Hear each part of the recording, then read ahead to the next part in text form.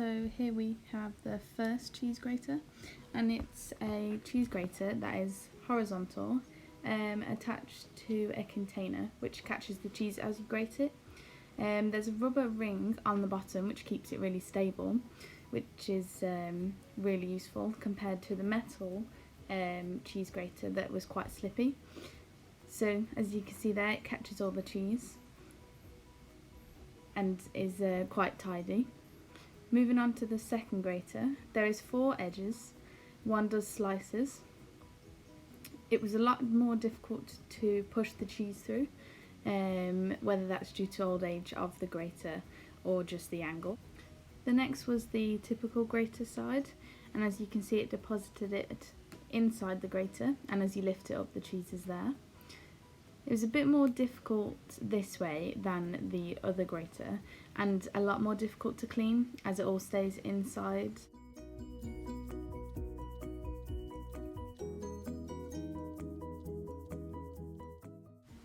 So this is me testing a smaller piece of cheese, and as you can see, it's quite difficult and also quite dangerous. So whether an improvement here would be having something that holds the cheese and you hold on to it to save your fingers getting cut, that could be an iteration to consider.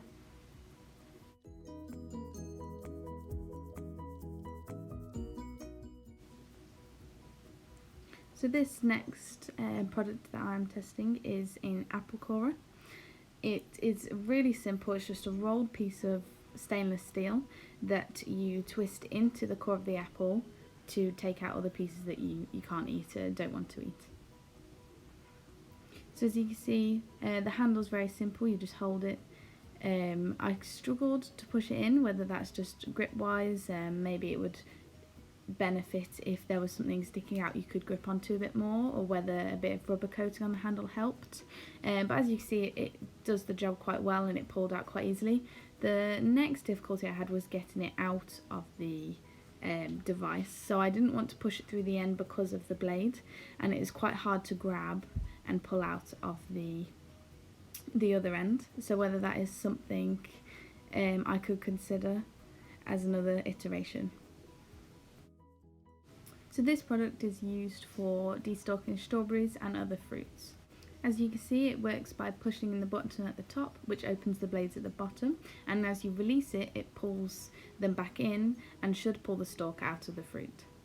So here is me destalking the radishes. It was quite hard to push in, and as you can see, the top actually broke off with me pulling it out. So that is definitely something that needs to be revised in the design. It came out with a little bit of force but left the stalk in,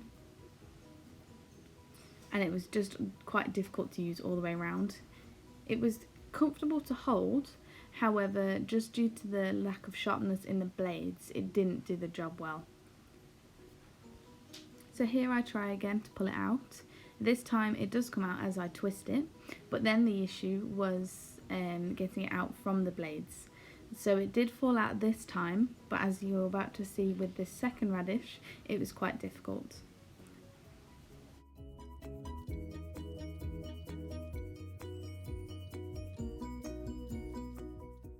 Another downside to this is that it takes out quite a big chunk of the fruit or whatever you're destalking.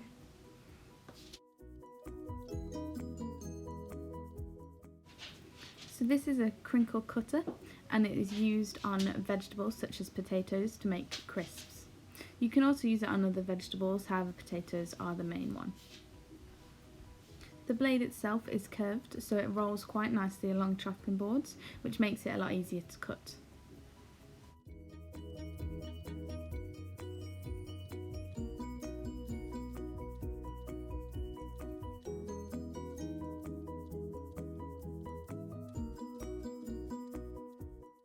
You can also use it in an up and down motion, which works just as well. The only issue is, as you can see, the carrots or whatever vegetable you're cutting is not held in place, and it rolls off the chopping board and onto the floor. So maybe that is something that could be added to the design to make it better. Apart from that, it's a very clean cut and does the job well.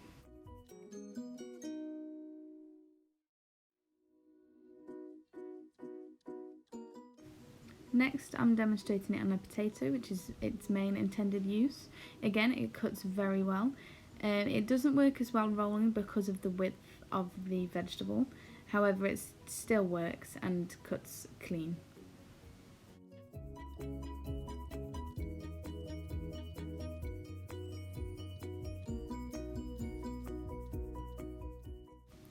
One issue is as you get closer towards the end of the vegetable, your fingers are at risk, and as this is quite difficult to hold, this could be something to be improved on the design.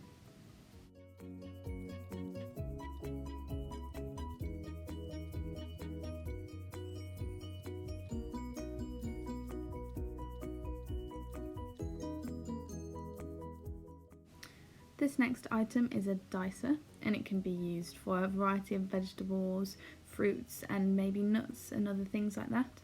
So the blades themselves are quite sharp, but they are protected by the plastic casing and the rubber cover when it's not in use. As you can see me demonstrating there, it works by pushing the handle at the top. It has divots to hold in the bottom and is quite comfortable to use. You place vegetables inside and push down. As you push down, the blades rotate themselves, so it dices the vegetables easily and with very little effort from the user. So the device itself is a lot easier to use than a knife, however cleaning is a lot more difficult. They've counterbalanced this by making it easy to disassemble and to wash the pieces individually. The blades themselves are quite clean due to the plastic cover that pushes the diced vegetables away from the blade as it retracts.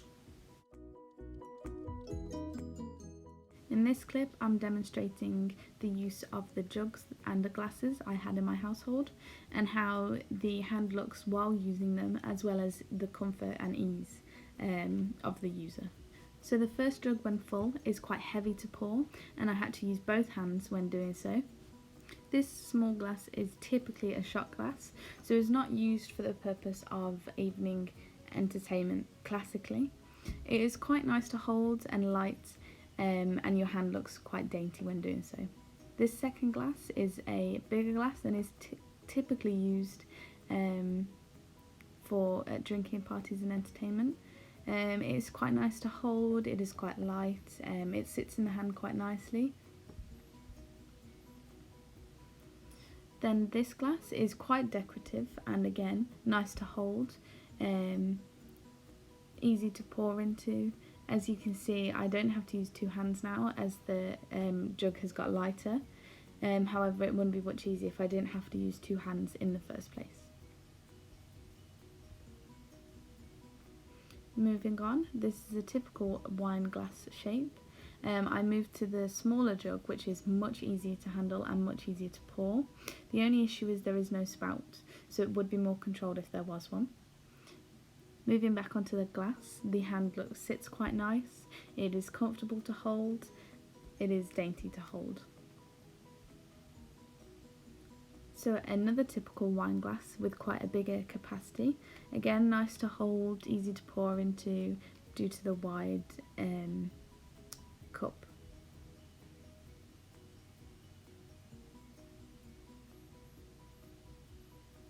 This glass is very decorative and used for high class events and things like that. So the water sits quite nicely in it, it reflects off the diamond shapes that are included in the design. So I used that last video not only to get a real feel of the different kind of glasses available, but also to draw some sketches of the ergonomics and the user's hand movements as they drink, as they hold it, as they place it down. So these were really useful for me.